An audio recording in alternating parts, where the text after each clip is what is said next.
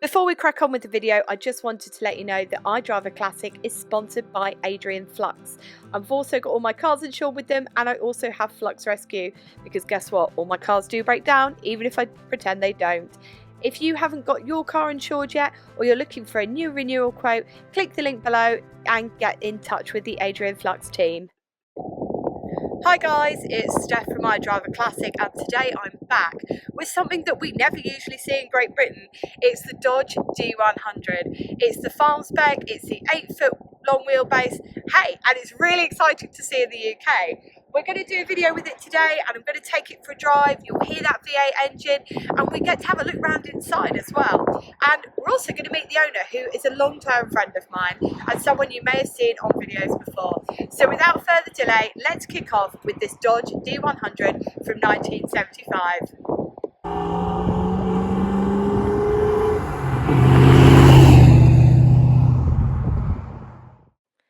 The Dodge D100 was not a new beast in 1975 when this particular model was sold, and in fact, it's part of the third generation which launched in 1972, and by that point it was a trusted vehicle well loved by many Americans.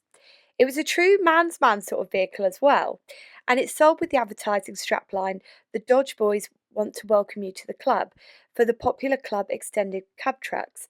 So that's not what we've got here, but it's one of the different versions.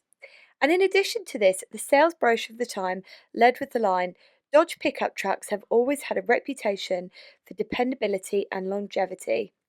Knowing these were the qualities sought after by the discerning truck buyer, because especially if you're using it for things like business, you don't want to keep paying out.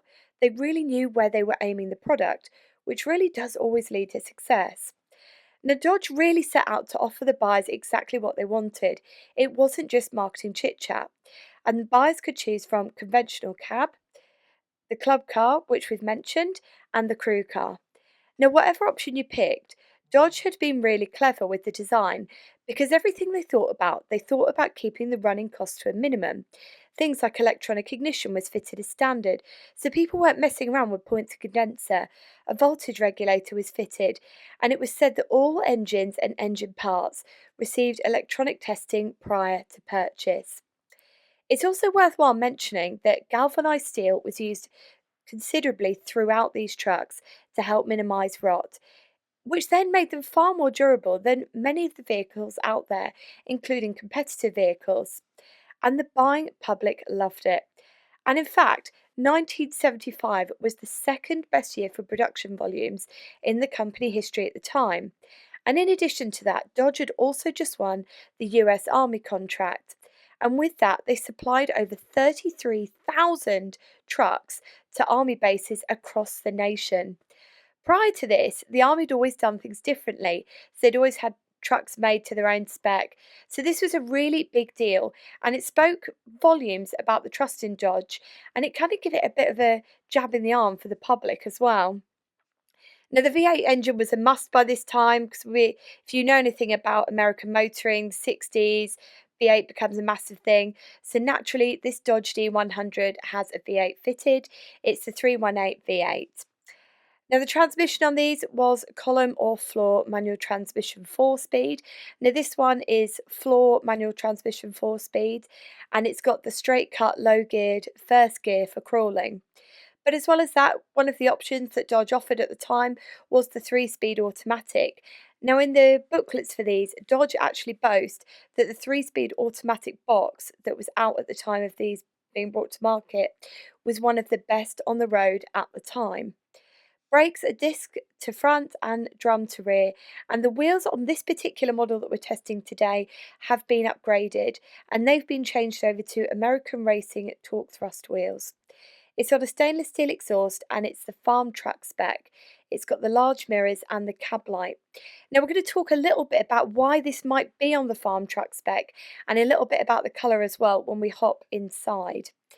Now, the trim on this particular truck is the custom trim level, but there were many options to choose from at the time, including Adventurer and Sport.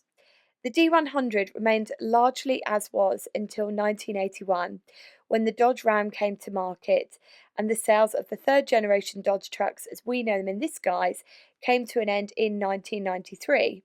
because in 1994 you got the new Dodge Ram which came in, and that then took the market share which would have been buying stuff like this. Now, I imagine, and I've only been to America a few times and it's always been to touristy places, but I imagine in normal outside of tourist trap America that these are probably pretty commonplace. But what is a young man in Northern England doing with this vehicle? Well, without further delay, I introduce you to a very good friend and ex-work colleague of mine, Loz. Hey up, I'm Loz from Sheffield. This is me Dodge. I bought it in October last year, so I've not had it too long. I was spending quite a lot of money on fuel with my Land Rover, and I thought I want some American. I've already got another American car. I wanted one to daily. So I saw this. I wanted a Chevy T10, but I saw this, and there's only a few of these around this spec. So I went for this. Me and my mate Jake went down. He could tell me that it were a good one to buy, so we bought it. Done bits and bobs to it, not major, just getting it like a lot more reliable for driving every day, driving to work. Just bits going wrong with it, that simple fixes.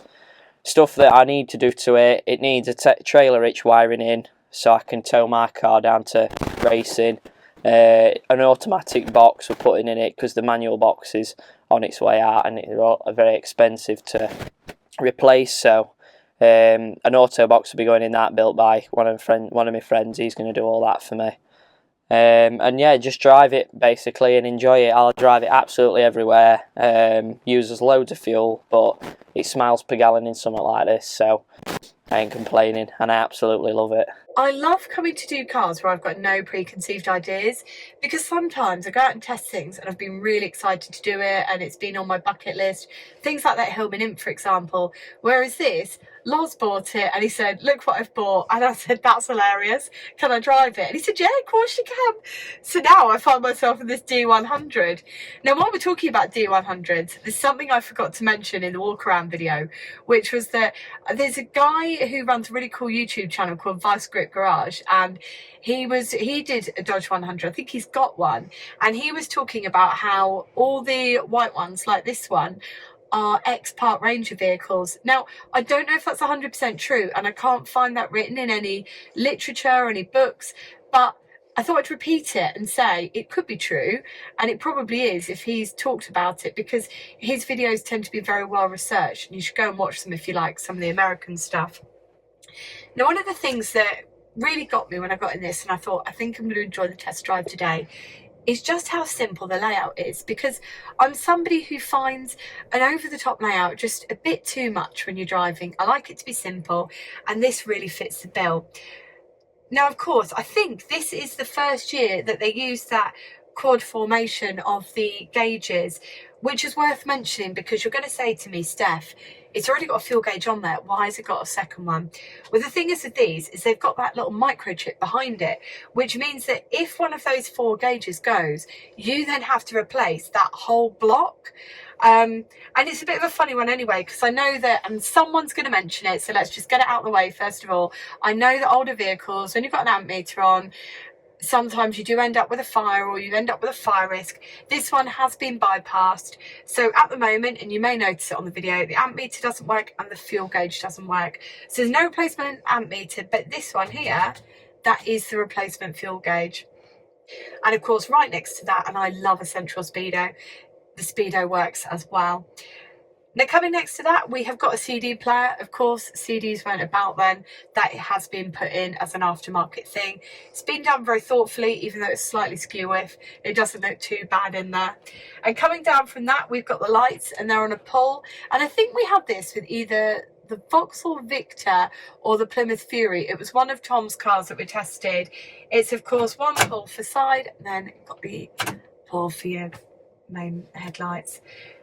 Now, over to the right hand side of that, you've got your cargo lights, which pull that there. It's just one pull. And that's, of course, if you are a farmer, a cowboy, or maybe in this case, potentially a park ranger, loading a load of stuff in the back, you've got a light there to help you load in at night.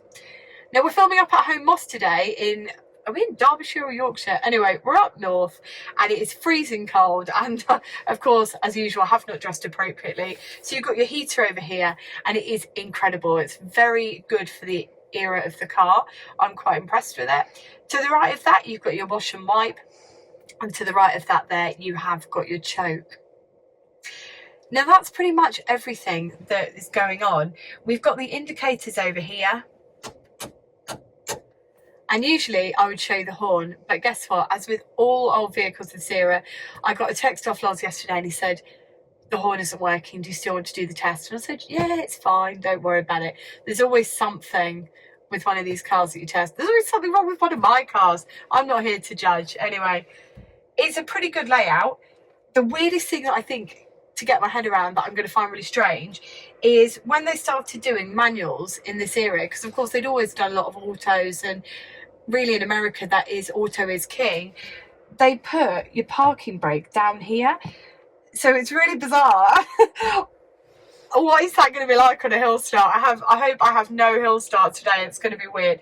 So yeah, you've got your parking brake over here, accelerator brake clutch as you'd expect. And that's pretty much everything in a nutshell. You've got a couple of other bits over here. So you've got this little cubby hole here. And in this, which is rather stiff, you have got your cigar lighter and you've got your ashtray. And then just in front over here, you have got your glove box. And I guess that's pretty much everything to show you in here.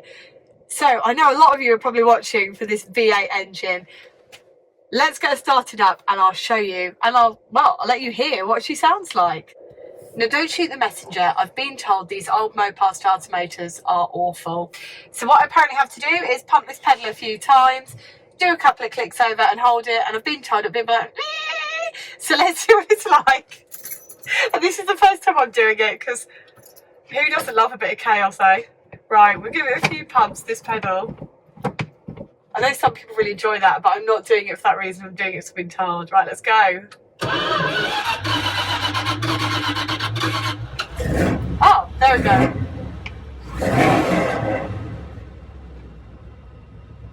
It sounds pretty good in here, right? Let's have a listen to what it sounds like from the outside.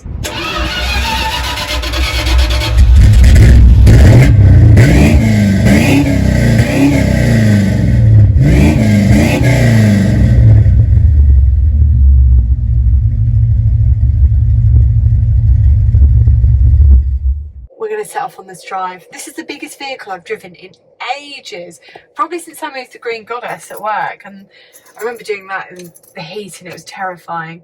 Right, okay, let's go.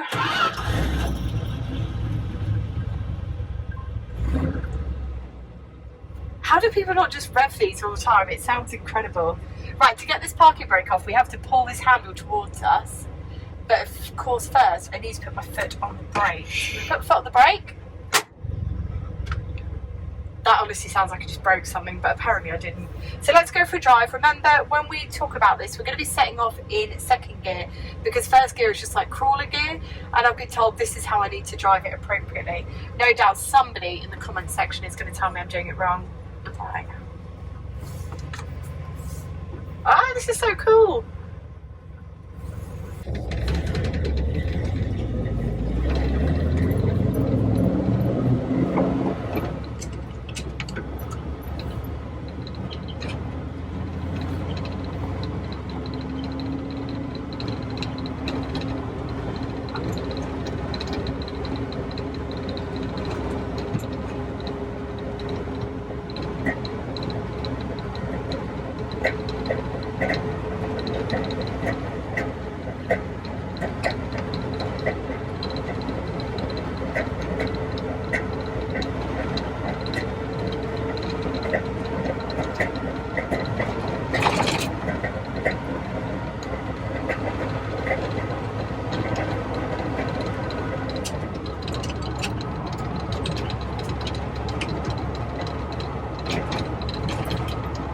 And that, my friends at home, is us up into fourth gear.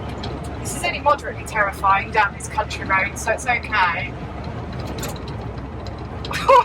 Why didn't I pick some big road to be testing this on? Not the countryside. I tell you what, I thought it was going to be harder to get my head around changing gear on the opposite side to usual. It's not that bad. And as you might be able to see as we come around this relatively tight bend for the size of the vehicle, the handling is a lot better than you probably think it's going to be.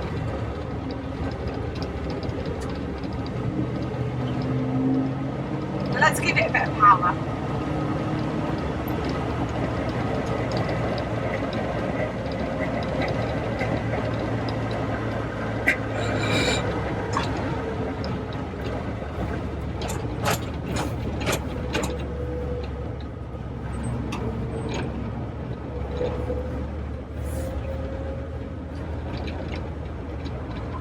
Now I'm probably a lot quieter than I am on usual test drives because of me sitting. The easiest way for me to describe it is because I'm sitting on this side and usually I'd be sitting on that side. It's taking me a little bit to get my head around my placement on the road and how big the vehicle is, because let's face it, it's not like I'm popping out in a Fiat 500. Now we talk about preconceived ideas. I'll be honest, I actually did have one. I thought it was going to feel a lot more agricultural than it does. And I kind of expected some sort of bumbling farm vehicle with nothing really about it. And I thought, oh, knowing Loz, because Loz has come from the world of Land Rovers, I thought, I bet this is really sketchy. And actually, the steering is so light and your suspension is independent to front and leaf springs on the back. And I thought, yeah, we'll see how that feels. And it's not bad at all. It's actually a lot more comfortable than, you know, some of the other stuff that you get into from the era. It doesn't feel poorly made. It feels like you could probably do considerable mileage in it, and because of the size of the vehicle, you know, you've got loads of comfort, you've got loads of room around you. You could fit quite a few people in, so if you were using it for work, you know, you could probably fit you and maybe 3-4 other people in it a push. It's really capable of what it needs to do. Now I think this has probably been one of my favourite tests, but also one of the ones that I found the most frustrating, because this amazing Dodge is incredible to drive. It's so much better than I expected. I thought I was going to be getting into some sort of knackered old farm vehicle, and actually I've got into something that's usable, pleasant to drive. You know, the suspension isn't too stiff, so you're not being thrown about everywhere. The handling on it is superb. And all round it's just been a pleasant drive, except for one thing, in that she's a very big fish in a very small pond. Because if you're watching this from overseas, the roads in Great Britain are tiny, absolutely tiny. They're just not cut out for a vehicle like this, which has meant that I feel like I've come across everybody today. Bus drivers, angry SUV drivers, everyone who could possibly make this drive boring and hamper us putting our foot down has been here. And everybody's parked all over the different sides of the roads. So whilst that she is so much fun to drive, the roads of Great Britain just aren't very accommodating to our overseas visitor. And on that reason alone, I'd be gladly handing the keys back. But if I was stateside, I would be all over this, because it's honestly really fun and it's taken me by surprise. I didn't expect it to be half as fun as it has been. Now it's time for me to hand the keys back to Loz. It's been jolly good fun driving, but as you can see, it's starting to get foggy outside, which means it's time for us to go home. Thank you very much for watching. If you're new to the channel, there's plenty of other American stuff coming, and there's also plenty of American stuff we've filmed before, so check it out. Now until next time, take care and drive safely.